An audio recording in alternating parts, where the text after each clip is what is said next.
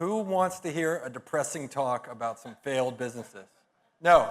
Well, yes, it will be a depressing talk. There's going to be some failed business in this because that's the best way to talk about this subject. And the good news is two things. One is the first time I've done this talk. The bad news is there's 70 slides, but they go fast. Okay, so a talk is lessons learned from studying 100 businesses that failed. And this is a quote that, how many of you have seen a Charlie Munger quote, this one? It's awesome, right? How do I want to make sure I don't die? I want to know where I'm going to die. I don't want to go there. That thing has a big lesson for us, which is a good way to keep your business alive is make sure you don't do the things that are going to kill it. And that's what this talk's about. Okay, so who am I? What do I do? For those of you who don't know me, I have created my dream job. I incubate businesses. I don't run them. And then other people run them. And then I get to do what I really love to do, which is to talk about business. I am a business nerd. I love it. My friends watch me do YouTube videos. A guy from my high school caught me doing one the other day in a park, and he's like, why do you do this? I'm like, this is the best thing in the whole world. You walk around the forest, there's no people there, but I talk about what I love doing, which is being a business nerd. So these are the companies that I've incubated, and Bedrock, which is our new company, is a sponsor of the conference here. So my co-founder, Will, is out there somewhere. Delightfully handsome man. There you go. All right. All right, so how did I come to do this study? Well, in 2025, I looked out and I said, you know what? Everybody else is studying all these business successes. I am going to go study the failures. I think there's something to learn there. And I'm going to go do 100 of these things and see what I can take away from it. And along the way, I'm going to hold myself accountable. I'm going to make videos about this stuff.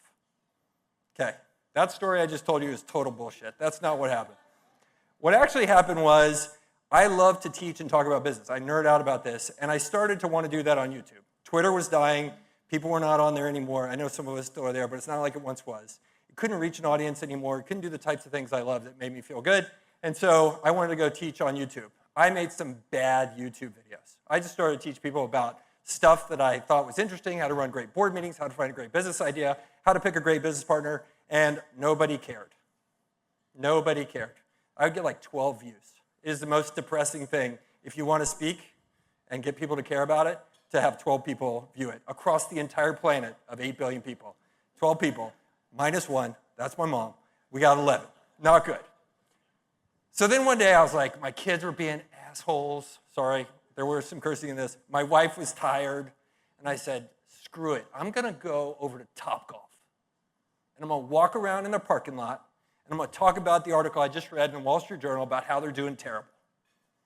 And I sent it to my team. I have editors, and I said, hey, here's this video I just did. Don't know if it's terrible. Let's put it up. Next thing I know, the next morning, people I went to high school with that I haven't talked with for years are calling me. Hey, Girdley, you're on my TV. Turns out I'm Gen X, and boomers, they love to watch YouTube on their TV. There's one guy who comments on all my videos, by the way, and he goes, great broadcast. Like, okay there, boomer. But it went viral. And so I did what most of us do when we do business. You get one customer, and you're like, shit, that was great. They just paid me a lot of money. I'm going to keep doing that. So I just kept doing it. And I've done it 100 times. So telling just these stories of failures. And people are like, hey, why don't you tell the stories of something that went great? I'm like, I would love to. None of you assholes on the internet click on success stories. You all want to see the train wreck. But it turns out the train wrecks are pretty amazing. You can learn a lot about things by what went wrong with bourbon. Turns out bourbon totally screwed themselves. The orange juice market, Nissan, Hollywood, TED Talks. Yeah, and I've done 100 of them like that. And I don't make the thumbnails. My team makes them. But this is what people click on. Okay, so one takeaway from all this thing. You are leading a business. If you want to become a better leader and communicator with people, you need to learn how to tell stories. It is harder than you think to tell good stories. But I encourage you to think about it, read books about storytelling. Hook, you need to get somebody emotionally invested in what you're doing and why you're talking about it. Complication. We start somewhere and then something gets more complicated because something happens. Luke Skywalker finds Obi-Wan Kenobi because his droids leave, right? The complication happens. Then there's a resolution. They blow up the Death Star. And then there's a lesson at the end. If you're on the side of light and you work with your friends, Star Wars, you win. Okay, that's the complication. Every story goes the same way. So what I'm going to do is I'm not going to stand up here and tell you lessons from stories. And here's a listicle. Nobody wants to read a goddamn listicle. Seriously, they don't want to hear it. They want to hear me tell you a story, and then you stick in there what the lesson is. So I'm going to do that with these four, and then we have Boston Market. Boston Market is going to be a very short one because I realized it would be like 2 hours if I included Boston Market because it is the craziest, stupidest story of how to screw up a business. So I'm going to go through these 5, and I'm going to tell you these stories, and then we'll talk about the lessons from them. Does that work for you guys? All right. And by the way, this is the other thing about YouTube videos. You have to give people a reason to sit around to the end. So at the end of this, I'm going to give you a tool so you can use all of these lessons in practice in your own business so you don't go out of business. Okay. All right, Vlasic pickles. Who likes pickles? Raise your hands. Yeah. Who doesn't like pickles? What's wrong with you? They're disgusting. So Vlasic, at one point, was like the Microsoft, Google, Salesforce, Amazon of pickles. Number 1 in the United States for decades. They had 25% market share of pickles. Massive dominant. And then one idea killed the whole business. It's fascinating. Okay, this guy's Frank Vlasic. He came from Eastern Europe. He immigrated to the United States, moved to booming Detroit in the 1910s. And he afforded enough money to buy those sweet-ass glasses and that sweet bow tie. Frank was like most people. He sold his pickles door to door. He was an immigrant. He said, I'm going to make these pickles. The only people who are going to want them are the other Polish and Czech immigrants, so that's what I'm going to do. But then his son stepped in, and his son was Bob Vlasic. And where his dad had been amazing at making pickles, Bob was amazing at marketing pickles. And he came of age in the 1960s. And the 1960s is when we started to see the rise of the American monoculture. Who knows what the American monoculture is? Heard of this idea? Okay. I'll explain it to you. The monoculture was the idea that we would all consume the same media. You would consume the same radio stations, the same TV shows. Mary Tyler Moore, everybody watched that, right? Read the same newspapers. So we all had the same culture. It's why I'm from San Antonio, and I talk like I'm from California.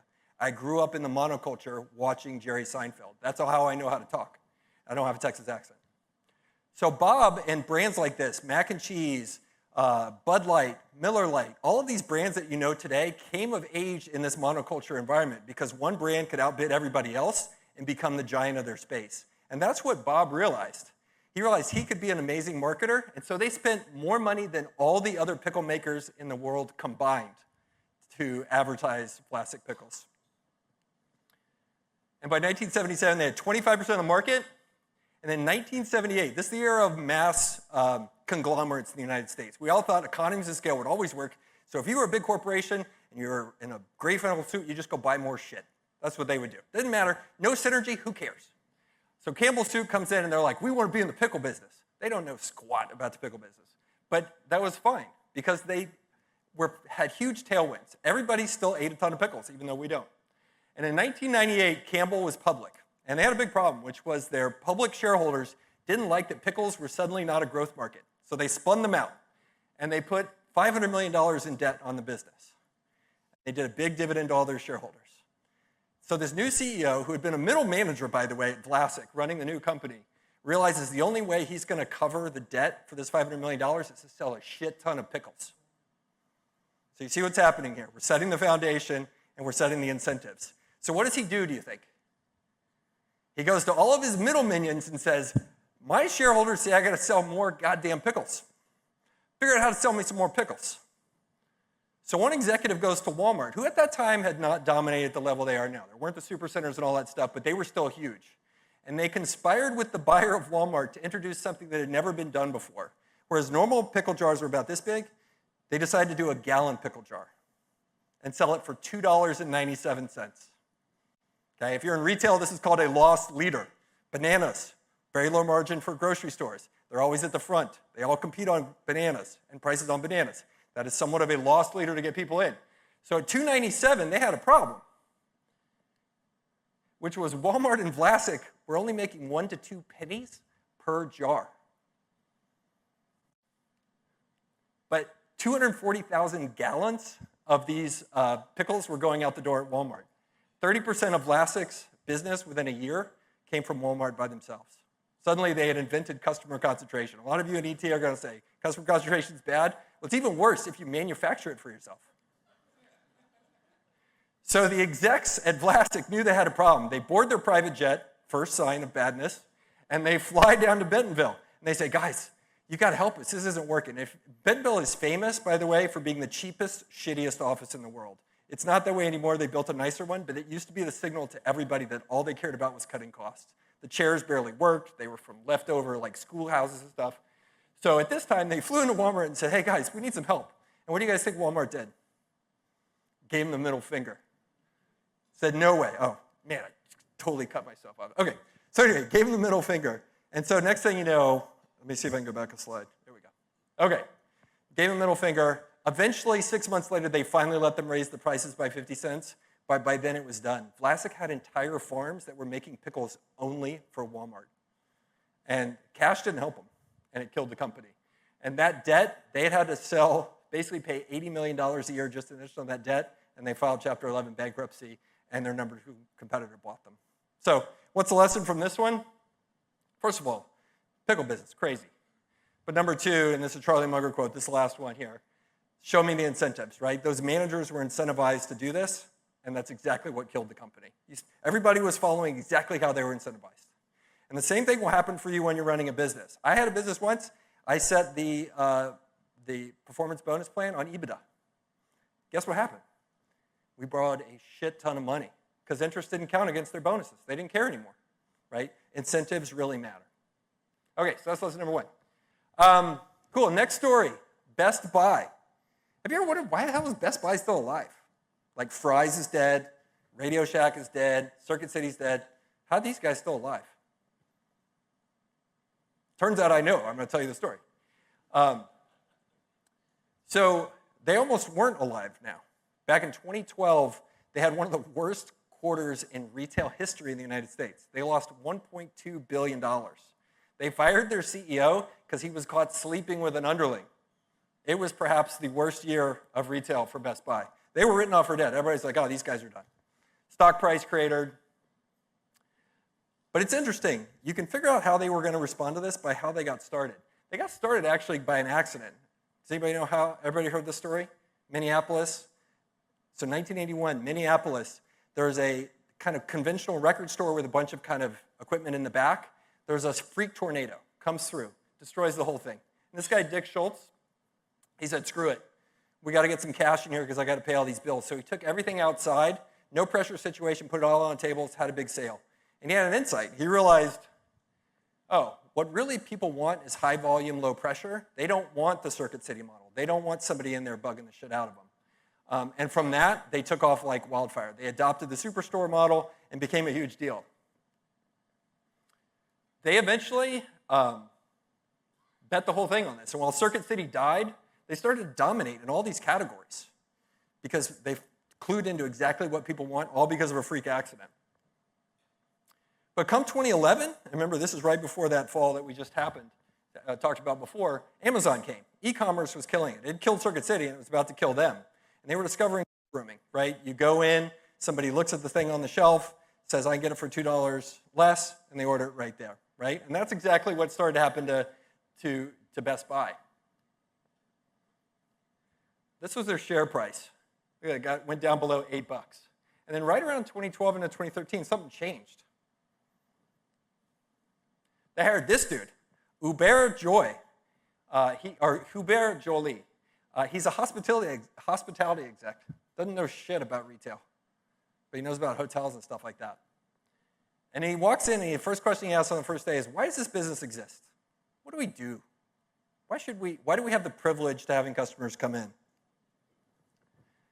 And he said, well, the first thing we're going to do is we're going to make some changes back to fundamentals. First thing is we're going to not give people a reason to go someplace else overpriced. They rolled out this price match guarantee, and it cut gross margins by 4%, which is bad in this type of retail business. You might go from 27% to 23%. That's a lot off the bottom line. But this price match policy brought people back. They suddenly felt safe buying in person. It didn't feel like they needed to go online to get a better deal.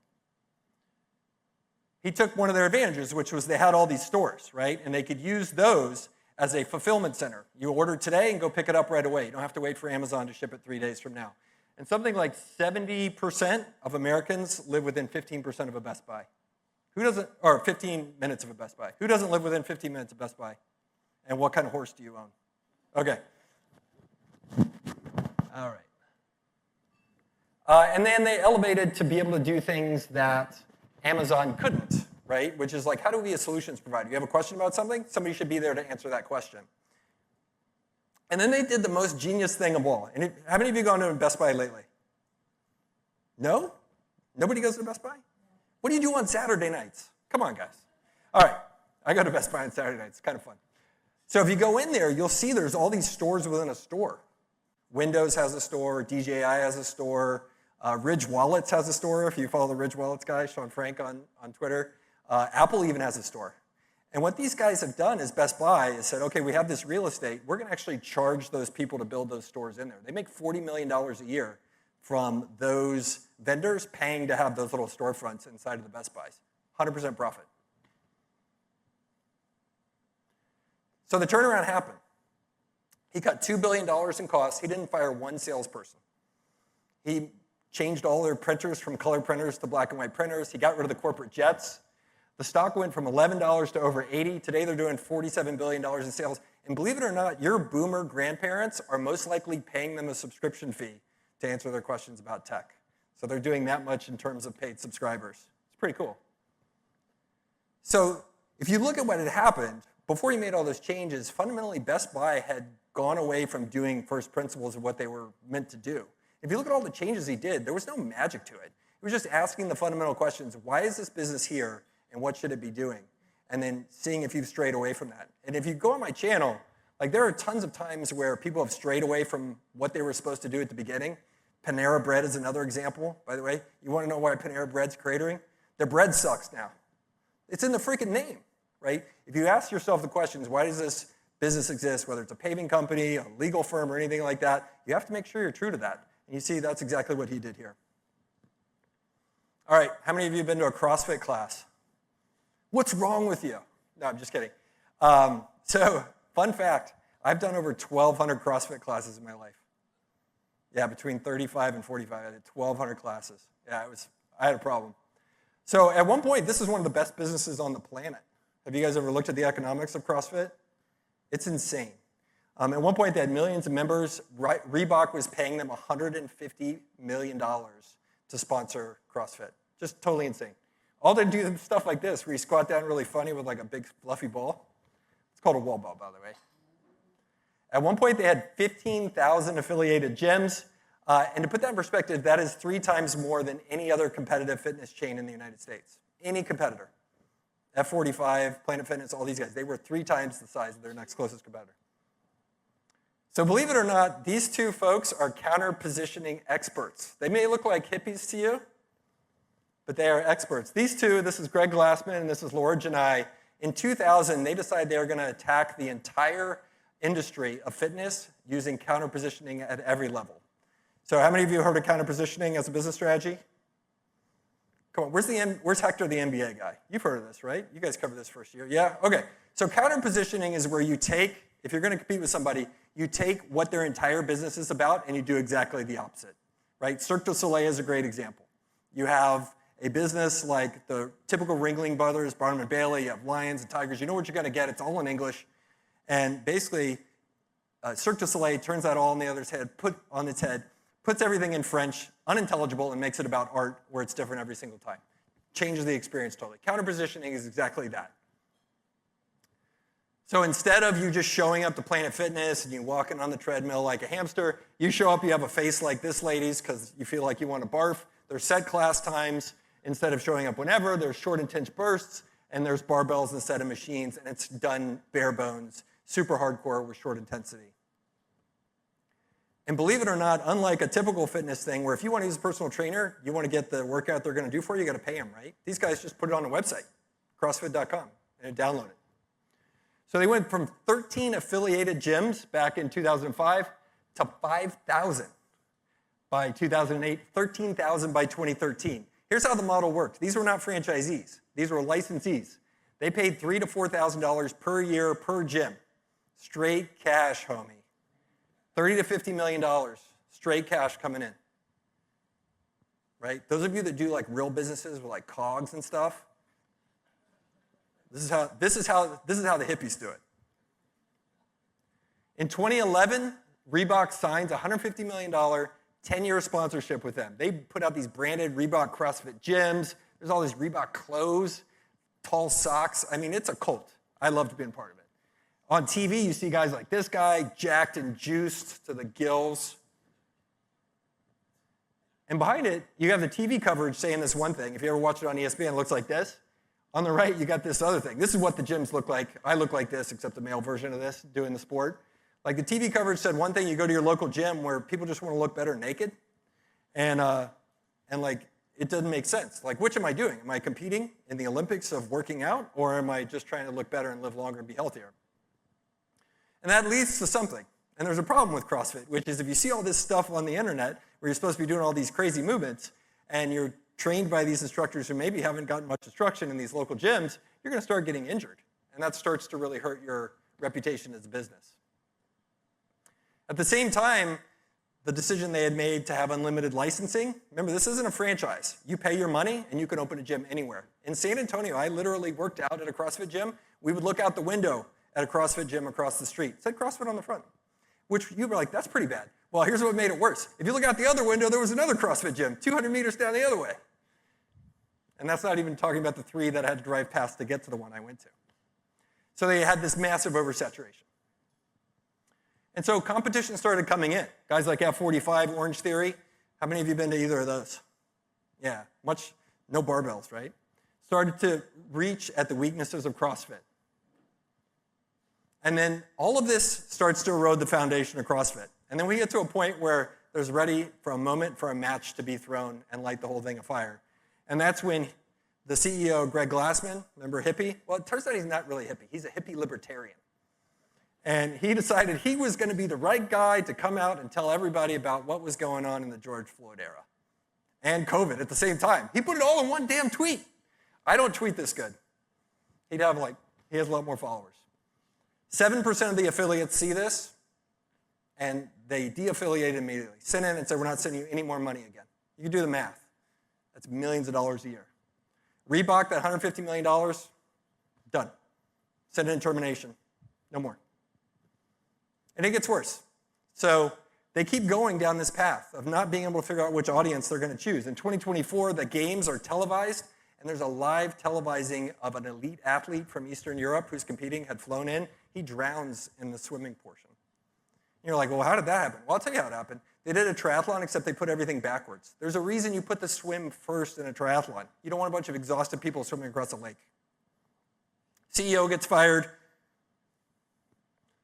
Whole thing goes up for sale again, and they start to crater and lose gym members. So once, which was this huge rocket ship, has totally kind of self-destructed. But if you wind it back, like what was the fundamental problem that these guys did? They chased shiny objects. They said, oh, hey, we can do this big ESPN thing. We'll have this games thing.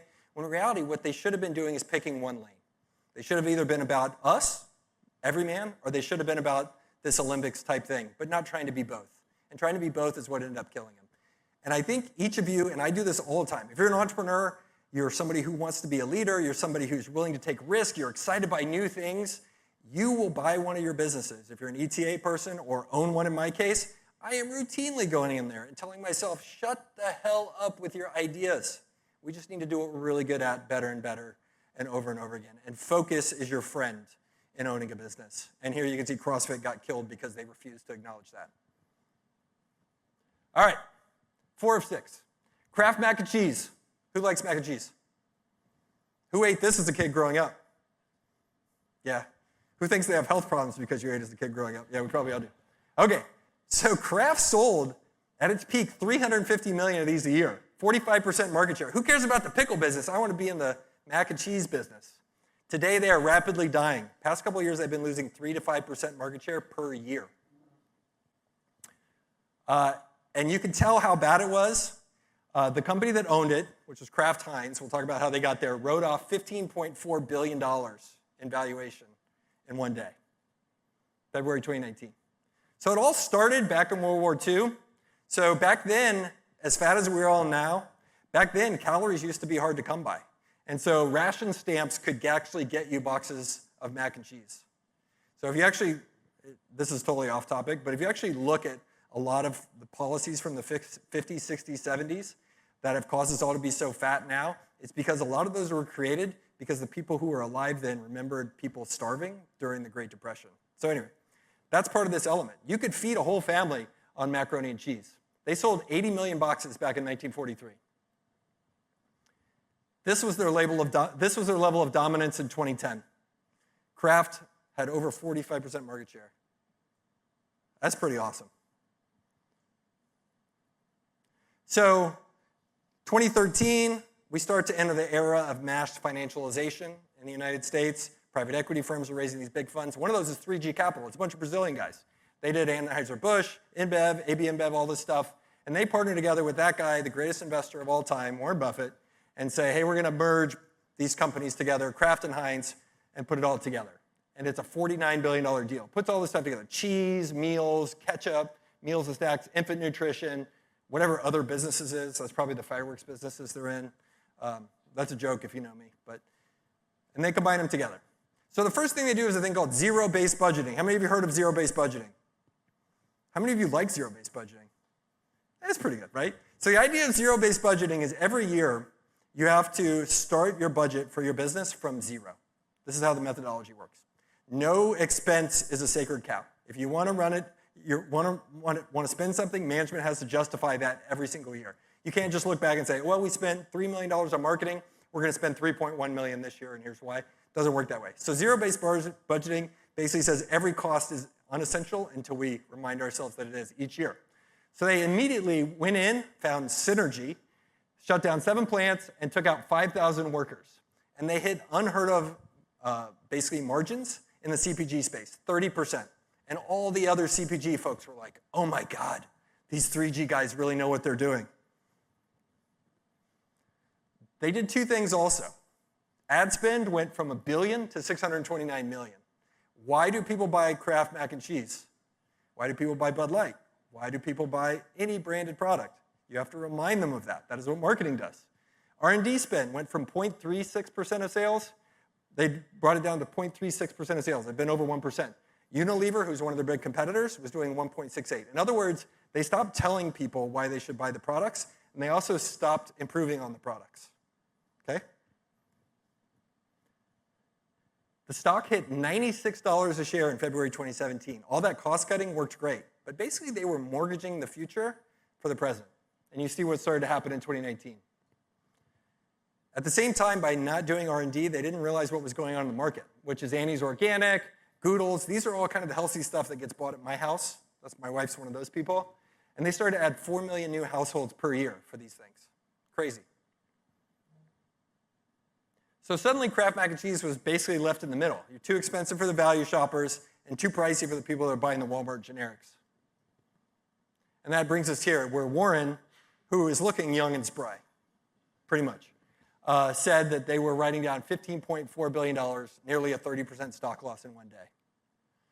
So the lesson from this is pretty straightforward. You're going to go and buy a business, and you're going to look and say, where can I cut costs? And how can I start to optimize this and streamline this? And you can cut fat, but you definitely don't want to cut muscle, and you don't want to cut bone. And that's exactly what these guys did. And you ask yourself, like, why did they do that? They're private equity guys. They get paid on management fees and the deals when they turn around and put them out in the public. They don't give a shit about the long term. They care about the next 3 to 5 years. And that's exactly what they optimized for. Okay, this is a mini one. So I'll go real quick, and then we'll go to the last part. How many of you been in Boston Market? Yeah.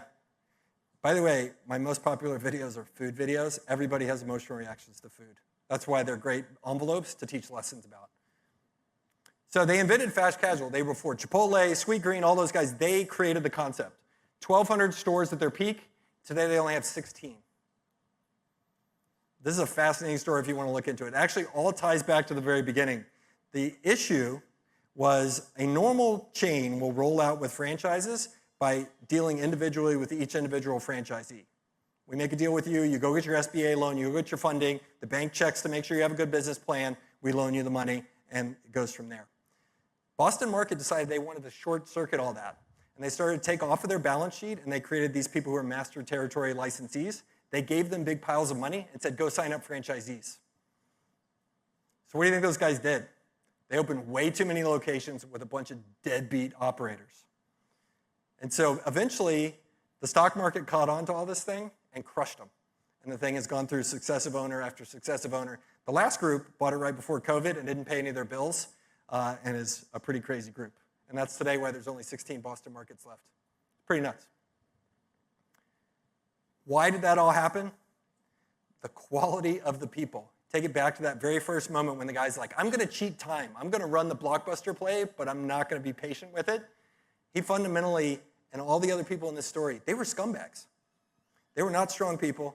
They didn't have high morals. They didn't have high ethics. They didn't look out for other people for themselves. And that was the total outcome. And I think the more I spend time hiring people, if I want to predict what the outcome is going to be, from a CEO down to an individual contributor, it's how good is that person in terms of their ability to make good decisions, be a good culture fit, and be a good person and work hard. And you can totally look at the quality of the people in any company, and it'll tell you exactly what the outcome is. Boston Market's a great story around that.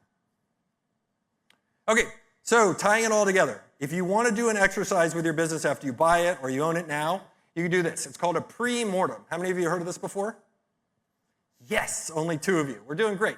Okay, so here's how it works. It's like a postmortem. You know what a postmortem is. You look at the dead body and try to figure out why it died. You know that? Okay. Is anybody here in the mortuary business? Oh, that's a great business. So you get a group together. It can be a CEO peer group. It could be your leadership team. And then what you do is you say, guys, we're going to go to Fantasyland today. And Fantasyland is we're going to figure out how our business failed this year. What went wrong? And then you sit down either in small groups or as a group together, and you imagine how that worked. Tell me the story. What all happened? And then you go back and you say, okay, well, if that is how we could die, that is how this business could fail, and things could go wrong, let's invert like Charlie Munger would and say, let's make sure the why doesn't happen. You take steps there. Because I guarantee you'll discover something, an eventuality or a possibility you're not planning for. And I've done this with a lot of my businesses, and it's really great. Premortem. Cool. I'm a lover, not a fighter. These are the businesses I've been involved in and incubated. We'd love to do business with you. Bedrock's a QV firm. Near's a staffing firm. My media business, and the best business I'm in is making YouTube videos. Internet money is the best. Cool. All right, that's me, and you can find me on our website. Thank you for being here.